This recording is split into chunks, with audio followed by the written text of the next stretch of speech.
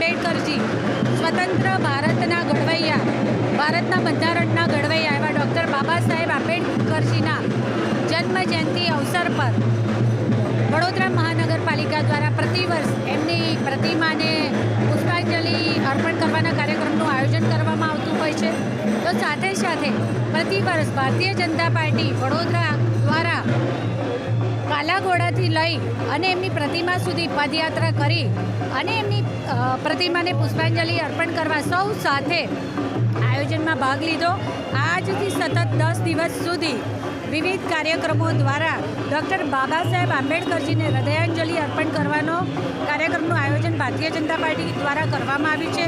દલિતો, શોષિતો અને પીડિતો માટે તથા મહિલા શક્તિને સમાનતાનો હક અપાવનાર ડૉક્ટર બાબા સાહેબ આંબેડકર ખરા અર્થમાં રસોડાની રાણી સુધી પોતાની ઓળખ સીમિત કરી ચૂકેલી સ્ત્રી શક્તિને અંતરિક્ષ યાનની ઉડાન હોય કે પોતાના કાર્યક્ષેત્રમાં પોતે આગળ વધી શકે, ઘરના ઉંબરને ઓળંગીને આગળ વધી શકે, તો સાથે સાથે વેદથી લઈ અને આજે વેબ સુધી પહોંચેલી નારી શક્તિ અને એને આ શિક્ષણનો અને કારકિર્દી બનાવવાનો જો સમાનતાનો હક મળ્યો હોય તો ડૉક્ટર બાબા સાહેબના દ્વારા જે બંધારણની રચના કરવામાં આવી હતી તેના દ્વારા ભારતીય જનતા પાર્ટી દ્વારા વિવિધ કાર્યક્રમોનું આયોજન કરવામાં આવ્યું છે.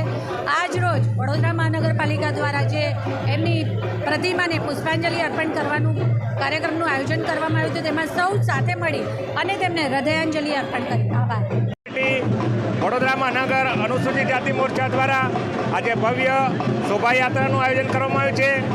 મહામાનવ વિશ્વ વિભૂતિ ડૉક્ટર બાબા સાહેબ આંબેડકરજીના આ જન્મદિન નિમિત્તે ભારતીય જનતા પાર્ટી હંમેશા તેઓના આભારી છે.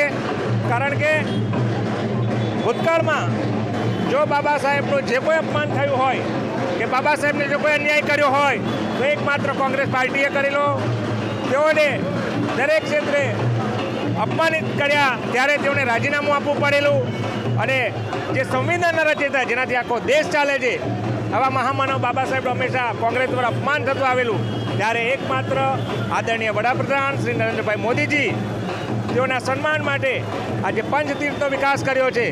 તમે જોઈ શકો છો કે બાબા સાહેબના માન સન્માન માટે સંકલ્પ ભૂમિ હોય કે હોય તેઓનો જન્મસ્થળ હોય તમામને એક દેવતીર્થ તરીકે જે વિકાસ કર્યો છે એ માત્ર ભારતીય જનતા પાર્ટીએ કર્યો છે. આજના દિવસે અમે આ મહામાનવ એવા ભારત રત્ન બાબા સાહેબના ઋણ કદી ભૂલીએ નહીં અને તેઓને હંમેશા યાદ કરીએ.